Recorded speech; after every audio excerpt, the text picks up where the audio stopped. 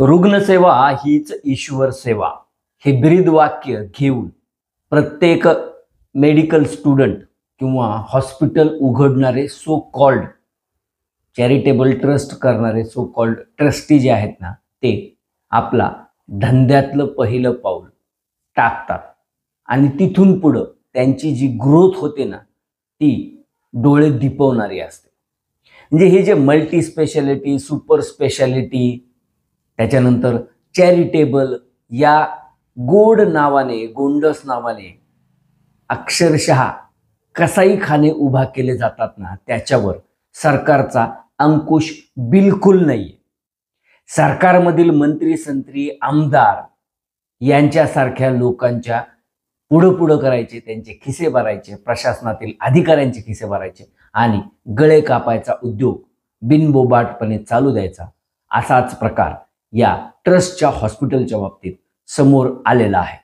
आणि असं होऊ नये, त्यांच्यावर फार काही कारवाई होईल अशी अपेक्षा करणं चुकीचं आहे. या सगळ्या गोष्टीबाबत आपण पुढील काही वेळात बोलणार आहोत. तेव्हा कुठेही जाऊ नका. न्यूज अँड व्ह्यूजचे व्हिडिओ आवडत असल्यास लाईक करायला, शेअर करायला आणि न्यूज अँड व्ह्यूज या यूट्यूब चॅनलला सबस्क्राईब करायला विसरू नका. नमस्कार, मी लक्ष्मीकांत रुईकर. न्यूज अँड व्ह्यूजमध्ये आपल्या सर्वांचं स्वागत. आजही म्हणजे आपण चंद्रावर जाण्याची तयारी करतोय, तरी देखील भारतात डॉक्टरला देव मानतात.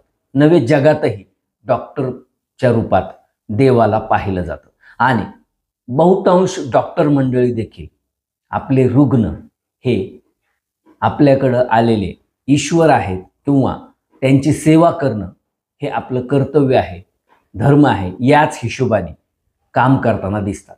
मात्र गेल्या 10-20 वर्षाच्या काळात 4-5 डॉक्टरांनी एकत्र यायचं, एक ट्रस्ट स्थापन करायचं किंवा एक क्रिटिकल केअर युनिट उभं करायचं, सुपर स्पेशालिटीचं नाव द्यायचं किंवा मल्टी स्पेशालिटीचं नाव द्यायचं आणि त्या नावाखाली धंदा सुरू करायचा, असा प्रकार सुरू झाला आहे.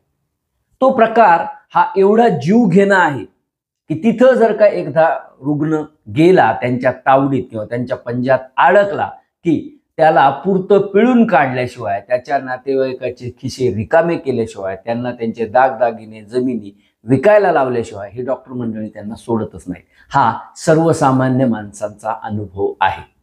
सगळेच डॉक्टर मंडळी असं करतात हे आम्ही म्हणत नाही. अगदी क्लिअर आहे. या डॉक्टरी पेशा अजूनही त्यांची जी काही इथिक्स आहेत, त्यांची जी काही मूल्य आहेत, ती धरूनच चालतो आहे. पण दीनानाथ मंगेशकर रुग्णालयामध्ये आमदाराच्या पीएच्या पत्नीचा डिलिव्हरी दरम्यान उपचार न दिल्यामुळे किंवा उपचार नाकारल्यामुळे जो दुर्दैवी मृत्यू झाला ना, त्यानंतर या विषयावर बोलणं क्रमप्राप्त आहे.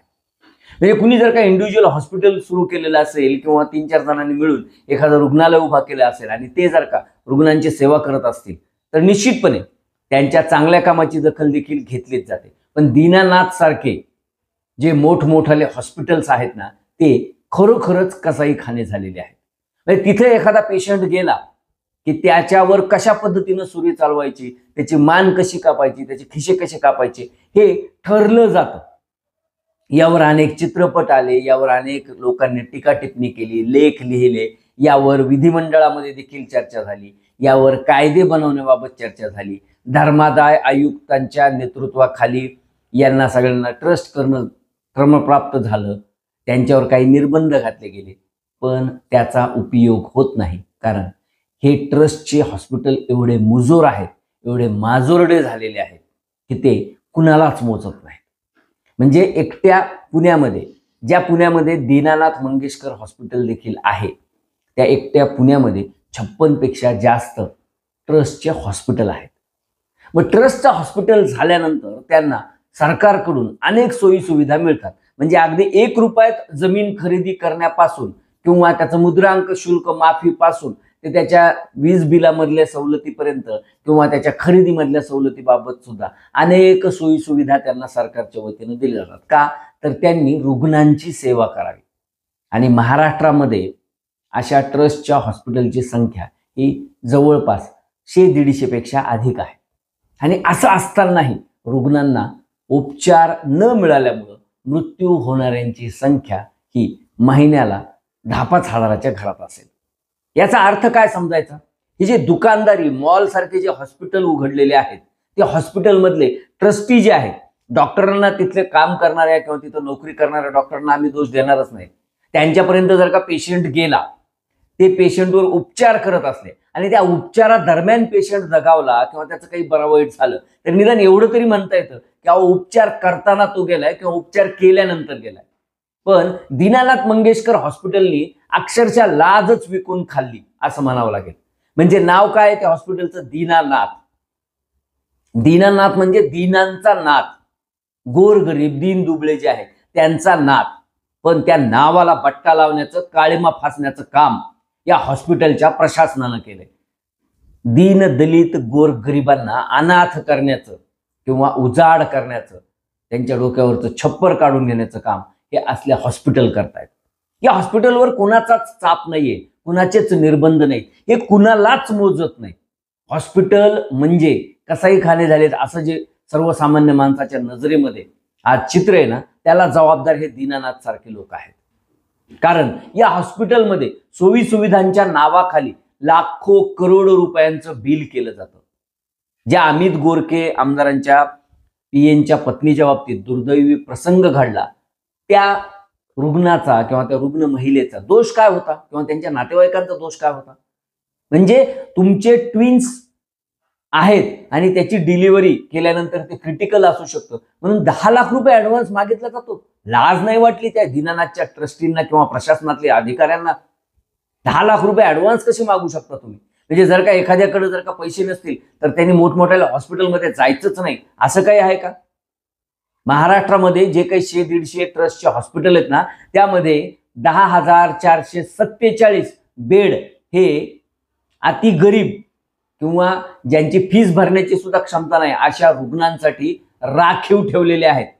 पण या बेडवर मोठमोठ्या धेंडांना ऍडमिशन देऊन, त्यांच्याकडून पैसे घेऊन आणि सरकारकडून देखील अनुदान घेऊन या हॉस्पिटल आपले पोट भरतात. या हॉस्पिटलचं प्रशासन हे मजा मारतं आणि त्याच्यामुळंच म्हणजे आमदारांच्या पीएच्या पत्नीला उपचार करण्याच्या अगोदर 10 लाख रुपये मागितले गेले.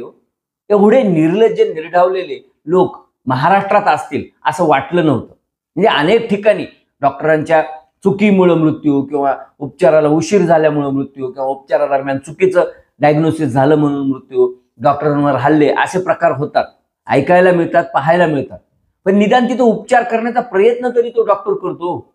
ज्या डॉक्टरला देव मानलं जातं ना, त्या डॉक्टरकडून एखादी चूक झाली तर लोक ऍक्सेप्टही करतात. आता त्यांना संरक्षण मिळावं म्हणून सरकार कायदा देखील आणते किंवा आणलाय असेल. पण हे जे प्रशासन जे नावाचा प्रकार आहे ट्रस्ट हॉस्पिटलमध्ये, यांचं जे मुंड्या मुरगळण्याचं किंवा मुंड्या पिरगळण्याचं जे काम आहे ना, त्याला कुणीतरी निर्बंध घालणार आहे का नाही? देवेंद्र फडणवीसांनी घोषणा केली की आम्ही त्या हॉस्पिटलची चौकशी करू. काय होणार आहे चौकशी केल्यानं? तुम्ही गुन्हा दाखल करताल, तुम्ही त्या हॉस्पिटलमधल्या लोकांना जेलमध्ये घालताल. त्या बिचाऱ्या पीएची पत्नी किंवा त्या 2 लहान मुली ज्या ट्विन्स जन्मलेल्या आहेत त्यांना त्यांची आई परत मिळणार आहे का? बिलकुल मिळणार नाही. त्यामुळं या दीनानाथ सारख्या हॉस्पिटलमध्ये जिथं अशा घटना घडतात ना, त्या हॉस्पिटलवर बुलडोजर चालवला गेला पाहिजे. असू द्या ते इतर हजारो रुग्णांना उपचार देत असतील, तिथं अनेक रुग्ण बरे झाले असतील, पण जर का चूक केली ना तर त्या चुकीला अशाच पद्धतीने शिक्षा केली गेली पाहिजे.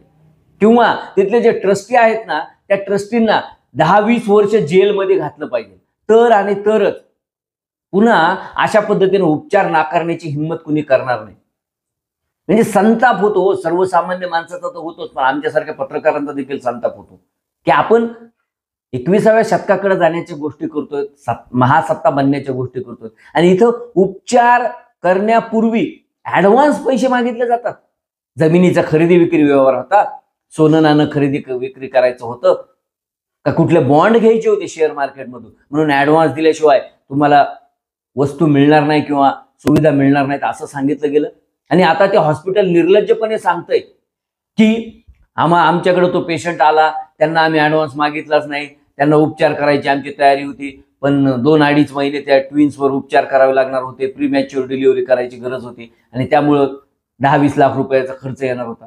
अहो कुठल्या हॉस्पिटलमध्ये 10-20 लाख रुपये हे 2 महिन्यासाठी खर्च लागतो. म्हणजे डॉक्टरांची फीस व्हिजिटची किती असावी? 1000 रुपये, 2000 रुपये, 3000 रुपये, 10-20 हजार रुपये दाखवली जाते हो. म्हणजे एवढा सगळा पैशाची लुटालूट आहे ना. कुठल्याच धर्मादाय हॉस्पिटलमध्ये एक्सरे साठी किती पैसे लागतील, MRI साठी किती पैसे लागतील, ऍडमिशनसाठी किती पैसे लागतील, तुम्हाला जर का ICU पाहिजे असेल, NICU पाहिजे असेल, CCU पाहिजे असेल, तुम्हाला जनरल वॉर्ड पाहिजे असेल, स्पेशल रूम पाहिजे असेल, यासाठी काय काय तुमच्या रेट कार्ड किंवा रेट लिस्ट आहे ती तिथं लावायला पाहिजे. दर्शनी भागामध्ये लावतात का? नाही. तिथं ज्या काही सुविधा आहेत त्या सुविधांची जी काही यादी आहे ती लावली जाते का? नाही. तिथं शासनाच्या कुठल्या योजनामध्ये सवलत मिळू शकते किंवा हे हॉस्पिटल ट्रस्टचं आहे तर ह्या ट्रस्टच्या हॉस्पिटलमध्ये आम्ही सरकारकडून हे अनुदान घेतो किंवा ह्या सवलती आम्ही घेतलेल्या आहेत, हे देखील लावलं गरजेचं आहे. बंधनकारक आहे, कायद्यानं बंधनकारक आहे. लावल्या जातात का? नाही लावले जात. सगळेच हॉस्पिटल पुणे, मुंबई, संभाजीनगर, कोल्हापूर, नागपूर सगळीकडेच ही अवस्था आहे हो. त्याच्यामुळं मुख्यमंत्र्यांनी आता याच्यासाठी म्हणून एक समिती नेमावी आणि सरकारी अधिकाऱ्यांना त्यामध्ये नेमू नये. म्हणजे सरकारी अधिकारी हे भ्रष्ट एवढे आहेत ना की ते कधीही मॅनेज होऊ शकतात आणि समोरच्या ट्रस्टच्या हॉस्पिटलला देखील किंवा कुठल्याही यंत्रणेला देखील माहिती या लोकांचे खिसे गरम केले की ते लगेचच मॅनेज होऊ शकतात, आपल्यासारखा अहवाल देऊ शकतात. त्याच्यामुळे स्वतः कधीतरी ऍडमिट होऊन पहा किंवा तुमचे जे आमदार आहेत ना विश्वासातले त्यांच्यावरती जबाबदारी द्या आणि या सगळ्यांची पाठ सोलून काढा, यांच्या चामड्या सोलून काढा. त्याच्याशिवाय हे हॉस्पिटल प्रशासन सुधारणार नाही. सगळेच डॉक्टर नालायक नाही आहेत, सगळेच ट्रस्ट हॉस्पिटल देखील अशा पद्धतीने वागत नाहीत. पण जे वागतात ना त्यांना धडा शिकवलाच पाहिजे. नाहीतर पुन्हा एकदा भिसेंच्या पत्नीसारखी आणखी एखादी गोरगरिबाची बायको, एखादीचा बाप, एखादीचा नवरा, एखादीचा भाऊ, एखादीचा पोटचा मुलगा अशाच पद्धतीनं मरणाच्या दारात ढकलला जाईल आणि पुन्हा एकदा सरकार चौकशी समितीची घोषणा करेल, प्रकरण थंड बसत्यात जाईल आणि हे कसाईखाने पुन्हा एकदा रुग्णांचे गळे कापायला तयार होते. तुर्तास इतकंच. न्यूज अँड व्ह्यूजचे व्हिडिओ आवडत असल्यास लाईक करायला, शेअर करायला आणि न्यूज अँड व्ह्यूज या यूट्यूब चॅनलला सबस्क्राईब करायला विसरू नका. धन्यवाद.